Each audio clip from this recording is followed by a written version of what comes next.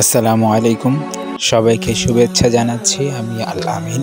আজকে আপনাদেরকে নাফ নদী ও টেকনাফের কিছু উল্লেখযোগ্য স্থান দেখাবো। চলুন তাহলে শুরু করা যাক। প্রথমেই আমরা কক্সবাজারগামী বাসে উঠে লিংক রোড নেমে যাই, তারপর সিএনজিতে করে টেকনাফে আসি। আপনারা যদি ইচ্ছা করেন ঢাকা বা চট্টগ্রাম থেকে সরাসরি এক বাসেই টেকনাফ আসতে পারেন। আমরা নাফ নদীর নিকটে চলে এসেছি। একদম নদীর পাড়ে যেতে হলে আপনাকে জনপ্রতি 30 টাকা করে টিকিট কেটে ব্রিজ দিয়ে নদীর পাশে যেতে হবে। মূলত এটি আরাকান পর্বত থেকে প্রবাহিত নদী, যা বঙ্গোপসাগরে মিলিত হয়েছে এবং এটি আরাকান রাজ্য এবং কক্সবাজারকে আলাদা করে দিয়েছে।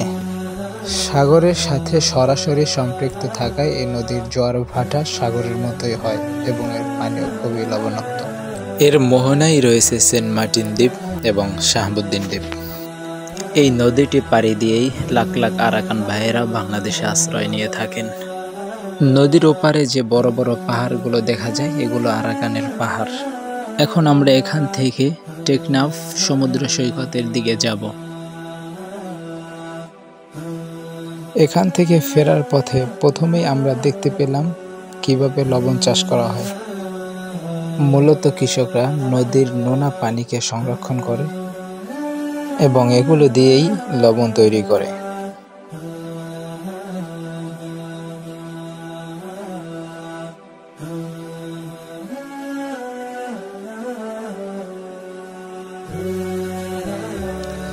আর একটু সামনে গিয়ে আমরা একটি কুয়া দেখতে পেলাম। এটা টেকনাফের বিখ্যাত একটি কুয়া। এটার পানি খুবই মিষ্টি এবং ঠান্ডা। আমরা এখান থেকে পানি উঠিয়ে উজু করলাম এবং খেয়ে দেখলাম খুবই মিষ্টি এবং ঠান্ডা। স্থানীয় এক লোক জানিয়েছে এই এলাকার সকল মানুষ এই কূপ থেকে পানি নেয়, কিন্তু এই কূপের মধ্যে কখনো পানি কমে না, দিন দিন বাড়তেই থাকে। এখান থেকে বেরিয়ে টেকনাফ সমুদ্র সৈকতের উদ্দেশ্যে জনপ্রতি 20 টাকা করে অটোতে উঠলাম।